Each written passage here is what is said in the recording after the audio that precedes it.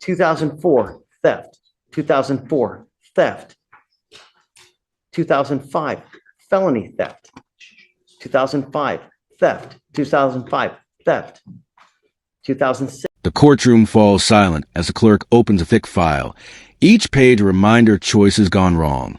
What sits before the judge isn't just paperwork. It's a timeline of thefts, a running record of chances given and wasted. The prosecutor calls it a pattern. The defense pleads for understanding. Theft from a person. Possession of a controlled substance, 2007. Possession of a controlled substance, 2007. In 2008, theft. 2009, possession of a controlled substance. 2010, possession of a controlled substance. Possession of a controlled substance. Possession of a controlled substance. 2012, theft. Theft. Assault. Theft. Theft. Theft. Theft. 16, 17, 18.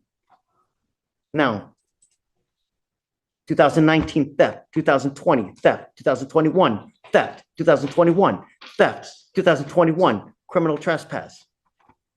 2021, theft. 2022, theft. 2022, criminal trespass. 2022, theft. 22, theft. 22, theft. 24, theft. 23, theft. 23, theft. And now, another. Now the tension thickens. This isn't some side note in a long list of offenses. This is a turning point. The judge scans a record, eyes narrowing, weighing the years of bad choices against one last shred of leniency. Probable cause. That's the phrase hanging heavy in the air. Does the evidence warrant yet another case? With a criminal history this long, it almost feels rhetorical. Every prior charge whispers the same warning. Fire always burns. The courtroom waits for the ruling, knowing deep down that this moment could seal the defendant's fate. We are going to do probable cause. You have the right to remain silent. Anything you say can or will be used against you. You have the right to have an attorney present. If you cannot afford one, one will be appointed to you. Yes, Judge. On August 29th, 2024, officers responded to a theft of business at a Walmart in Harris County, Texas. Shoplifting, but no officer responded to take the report at that time. The complainant showed the officer the surveillance video, and the officer observed the defendant select a blue tote, walk towards the automotive section, look around to see if anyone was observing her actions, and select multiple Benzoyl motor oil cords off the shelf and conceal them in the tote. The defendant was then observed walking towards the health and beauty section and exiting through an emergency fire door without attempt to pay for the tote or the concealed oil. How much the value? Let me check the OR, Your Honor. It's not in the DIMS. And I'm guessing because they know it's going to be reduced to a misdemeanor, they just now file it as misdemeanors, Michael, instead of a felony? I'm sorry, what's the question, Judge?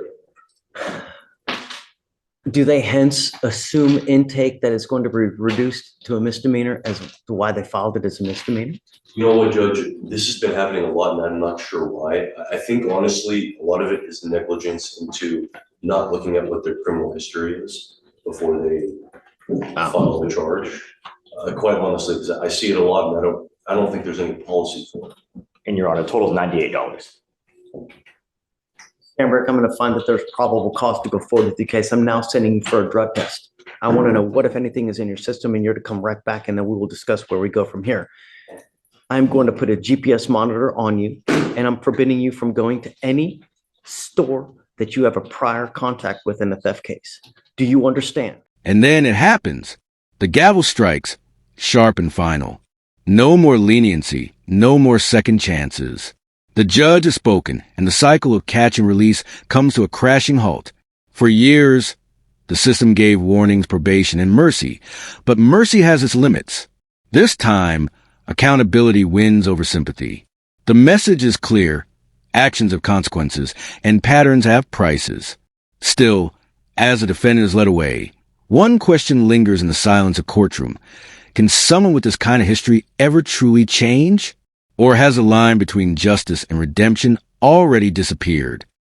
Any contact with any of these stores, I'm going to make your bond so high your teeth are going to fall out. Do you understand?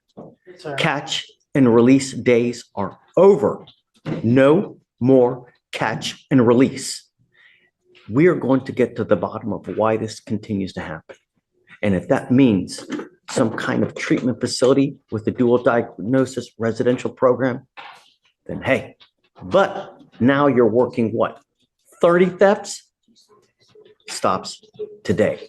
First things first, I'm sending you for a drug test. You must come right back. And if you fail to come back, if you fail to take the drug test, your bond will hit the skyline.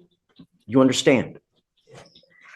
Mr. Garris, we have a doozy on our hands now. And you are probably one of the best, and thank you for being here. We have quite a doozy with Ms. Cameron. She is someone who continues over and over and over to pick up cases. And we're now to the tune of, how many theft cases do we got? On the list, Judge, so have some awareness. Yeah. I sent her for a drug test. She tested positive for coke. It ends today. You will now be required to come here 2 times a week to take drug tests.